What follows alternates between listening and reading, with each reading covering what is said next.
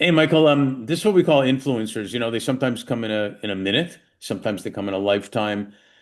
A lot of times when I speak, I talk about my grandfather who immigrated with my grandmother, my mom, my aunt from Kiev and Ukraine and into Canada years ago. And he used to take me for walks in the park in Montreal when I was about five. And one day I had to ask him because he spoke to everybody he saw. I call him Zeta. How do you know all these people? And he said to me, I'm giving the shortened version. He said to me, we see this guy coming. I remember him pointing the guy coming over. One day I smiled at him and he looked at me, smiled at me, and he came over. And we started Hmm. laughing. Someone else came over. And Yeah. I remember as a 5 year old thinking, well, life's going to be pretty easy. I just have to smile at people. And that's what I actually thought. And, uh, and That's like all it takes. Wow. it just sometimes it is all it takes. It physiologically, psychologically, it can make an impact. And we forget sometimes that something that simple can actually do it. And I see that in sports, in business, and how people act with each other. A lot of influencers along the way, hopefully more positive than negative ones. But can you share two or three that Mm. have been influential in your life? Yeah. Well, you know what? When you mentioned this the other day, I was thinking, gosh, I've never really thought about that. And I have not thought about it since then. So, but yeah, there's a couple. There's a couple. One of I mean, I haven't had a boss in like 30 years, but when I used to work for Me too. that technology company, and Linda, the CEO of that company, who just she hated me when I left, right? Because I started my own company with everything that I learned from her. But she was an interesting lady, and I was like, "Hey, Linda, what are you going to do when you finish doing this?" And I expected some grandiose plan, and she's originally from Alaska or something, but she's in the DC set, right? She knows the heads of all the agencies, that kind of thing. And she's like, oh, I'm gonna travel around and be a competitive barbecue person like this. Apparently, that's a thing that you can do, and you go on these competitive barbecues, and that was really her life goal. So even though she's driving around in her Maybach or whatever, and rubbing shoulders with all these bigwigs, that's really what she really wanted to do. And I found that a really interesting sort of perspective. And then ever since then, I've Love always it. thought, what would I really want to do once I'm done? And I'm sort of doing it, to be honest with you, these days, but there's a little more to it than that. I would say, who else? I mentioned Irwin Laslow in our last conversation.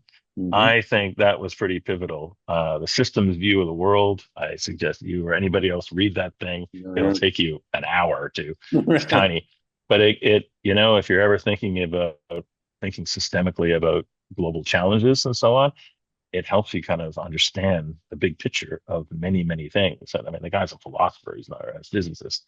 But that I'd say that was a big influence. And I'd say maybe the third one is Henri Cartier-Bresson, probably the photographer. So I hope I'm attributing it to the right person, but he used to say, you don't take pictures of things, you take pictures about things. And when you look at images that really move you, it's never a sunset or a whatever. It's always something that is about something. It moves you in such a way. And I'm a big photographer, not very good, but I've done it for decades. And I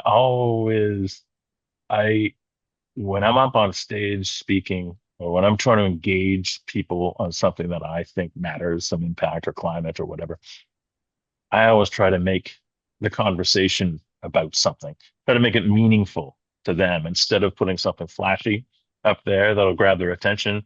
Instead, make it meaningful. And even I see this even with conversations I have or panels and things like that. When people just talk of things, it's not interesting. And it doesn't matter how much information, it's not interesting. You can't engage. But when you really talk about something and really help people understand something from internally, that is when you can really engage somebody. And that came from basically photographer Bresson. Well, There you go. it's brilliant. You're making it more personal. I think that applies even to coaches, parents, bosses when Totally. they engage and talk to their employees, their kids, or their players. it becomes more personal. It's about what they're doing right or wrong and how and they get it. They get it that way rather than Yeah, just yeah, yeah. telling them something. So It I think that's brilliant. I it think leads to authenticity. What we talked about last time, right? That yeah, and authentic relationships are what it's the whole that's how the market. world turns. Yeah, it's priceless, and that's what does it. It also tells us, I've always shared this, that we should realize that we're influencing people all the time also. A lot of times we don't even know it, but we are. Hmm.